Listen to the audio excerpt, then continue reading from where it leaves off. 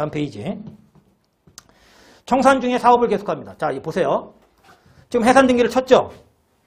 그렇죠? 그런데 지금 제가 이 회사 대표라고 해볼게요. 근데 저하고 친구가 차린 회사라고 할게요. 망했어. 해산 등기 했어야 더 이상 안 되겠다. 우리 접자. 해산 등기 치고 우리 마신 상담 해보자. 뭐 했어요. 근데 이때쯤 와가지고 이제 연말 돼가지고 코로나도 다 거치고 소주 한잔 먹는데 생각이 이게 바뀌는 거죠. 야, 이렇게 우리 그만두면 되겠니 이거? 다시 해보자. 돈은 어떡하고? 내가 우리 아버지 바지가랭이 찢어가지고 돈을 만들어 올게. 야, 넌 누나 있잖아. 누나 매형한테 좀 해봐. 좋아. 해보자! 한 거예요. 그러면 이제 다시 사업을 한다고 세상에 알려야죠. 그게 계속 등기예요. 그러면 이제 이때 계속 등기를 했다고 해볼게요.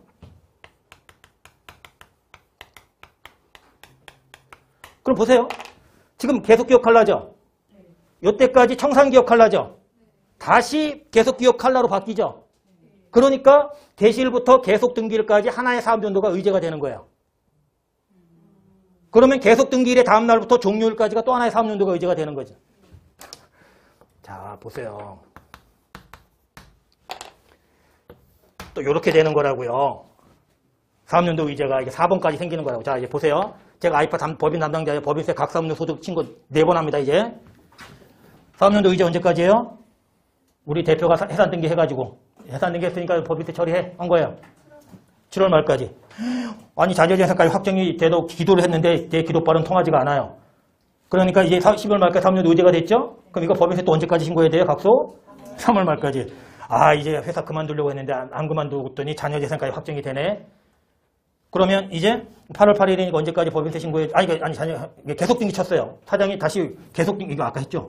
죄송합니다. 자, 사장이 계속 등기 치래요. 그래서 계속 등기 쳤어요. 그러면 이제 계속 등기일까지 8월 8일이라고 치고 4년도 의제를 하는 거죠. 그러면 이거 또 언제까지 신고해야 돼요? 아니요, 이게 8월 8일까지, 그러니까 이거 3번. 12월 말까지? 네, 이제 12월 1일부터 12월 말까지 사업연도 또 의제된다고. 이젠 계속 기업으로 바뀐 거죠, 칼라가.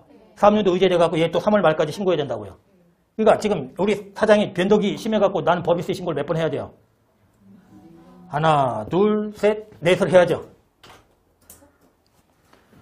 한 번 해야 안 해요? 아니, 넷을 썼는데 4번이 아니라고 하시면 어떡해요? 자, 이거 한 번 해야죠? 이거 한 번 해야죠, 3월 말까지. 요거 3년도 의제되니까 계속 등기일이 이때니까 요거 3월 말까지 해야죠? 3월 말이 아니라 석 달. 그 다음에 이거 한 달이 또 3년도 의제가 되잖아요. 그러니까 이거 내년 3월 말까지 법인세 신고해야죠? 4번이라고요. 물론 내년은 1월 1일부터 12월 말까지 그거 가는 거고. 3년도 의제라고요. 본인 싫어요? 강제 규정이라고요.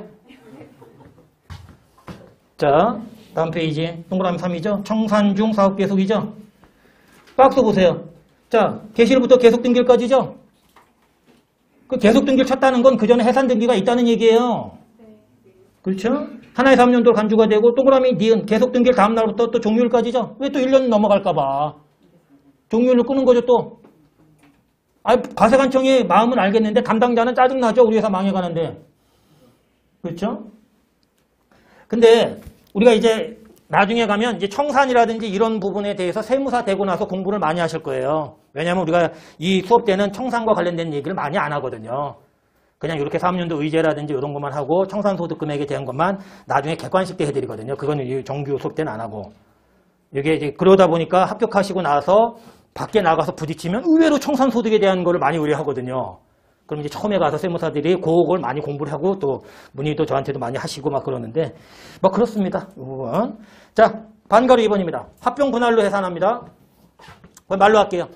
합병 등기일까지, 분할 등기일까지 3년도 의제, 각소 마무리 짓고 끝내. 법인 쪽내.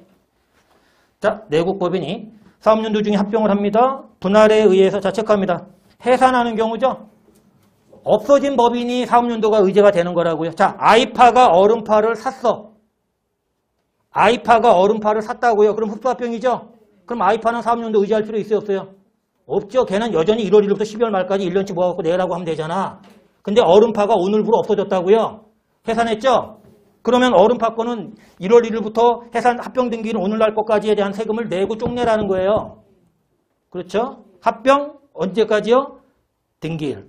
분할로 없어지는 법인도 해산하는 법인은 없어지는 거니까 분할 등기일까지. 그렇죠? 자, 그래서 해산하는 법인, 없어지는 법인에 대해서 사업연도가 의제되는 거다. 합병 등기일, 분할 등기일까지다. 양가로 2번 갈게요. 법인의 조직을 변경한 경우의 사업연도입니다. 자, 조직 변경이라는 게 상법에 있습니다. 규정이. 그러니까 우리 이제 상법 공부를 안 하신 분들이 많아갖고 제가 이제 세법이 수업하기가 그래서 힘듭니다. 상법을 알아야 되고 자본시장법을 알아야 되고 뭐 재건축과 관련된 무슨 법을 알아야 되고 세상만사 오지랖 오만 대사 세금이 끼니까 그렇잖아요. 그러니까 저도 미치는 줄 알았어요. 강의하고 막 그럴 때 세법 공부보다 관련법 공부를 더 많이 하는 거예요. 왜 그 규정을 알아야 이게 이렇구나 그래서 취지를 소개해 드릴 거 아니에요.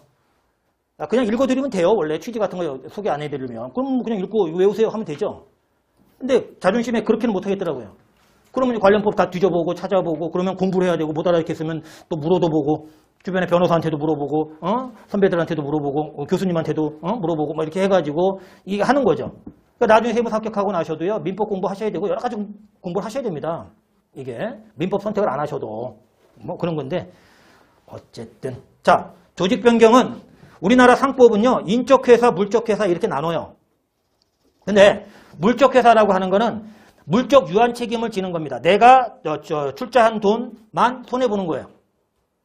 그러니까 가장 물적회사 성격이 강한 게 주식회사예요. 그러니까 삼성전자가 주식회사인데 제가 3천만 원어치 삼성전자 주식을 산 주주야. 근데 삼성전자가 300조의 부채를 안고 망했어. 그럼 나는 300조를 갚을 필요가 없어요. 3천만 원만 손해보면 됩니다. 그게 완벽한 물적 유한 책임이죠. 그런데 인적 회사의 끝에 있는 게 한명회사예요. 한명회사는 무한 책임을 지는 사원들로만 구성된 회사입니다. 거기서 말하는 사원은 경영진을 얘기하는 거예요. 한명회사는 사원이라고 해서 말단 주임 사원 그 사원이 아니에요.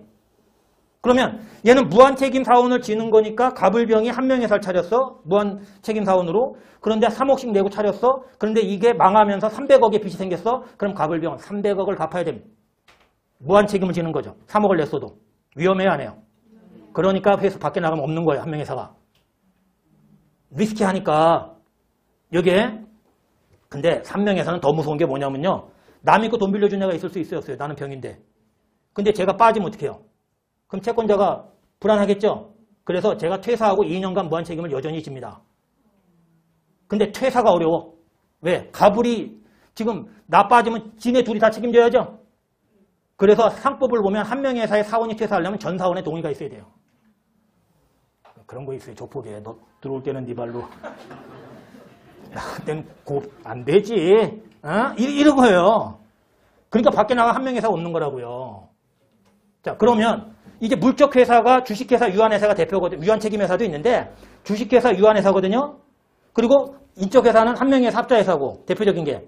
그러면 한 상법은 물적 회사 간에는 조직 변경을 할 수가 있어요. 유한회사가 주식회사로, 주식회사가 유한회사로 뭐 이런 식으로. 한 명이 합자로, 합자가 한 명으로.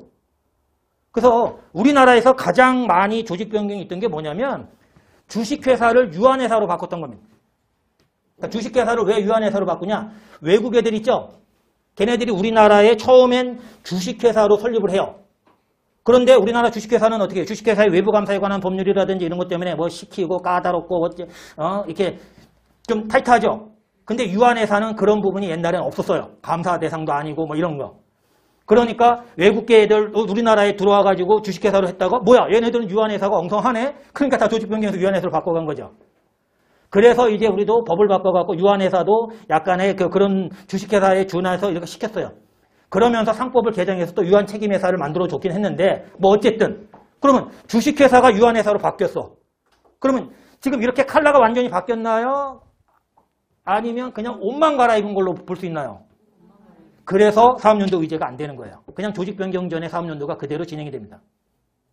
이게 자 양가로 2번이에요. 상법 그 밖의 법령 규정에 따라 조직을 변경한 경우 자 조직 변경 전에 아니 아까 주식회사는 해산하고 조직 변경 후 유한회사는 설립 등기를 해야 될 거 아니야. 그런 거에 관계없이 어떻게 해요? 조직 변경 전 사업연도가 계속되는 걸로 본다는 거죠. 자, 조직 변경 전 사업연도가 계속되는 걸로 한다. 밑줄 긋고. 그 밑에다 하나 메모할게요. 사업연도 의제가 적용되지 아니한다는 의미임. 사업연도 의제가 적용되지 아니한다는 의미임. 이렇게 하나 메모를 해놓자고요. 자, 조직 변경은 사업연도 의제 대상이다 아니다? 아니다.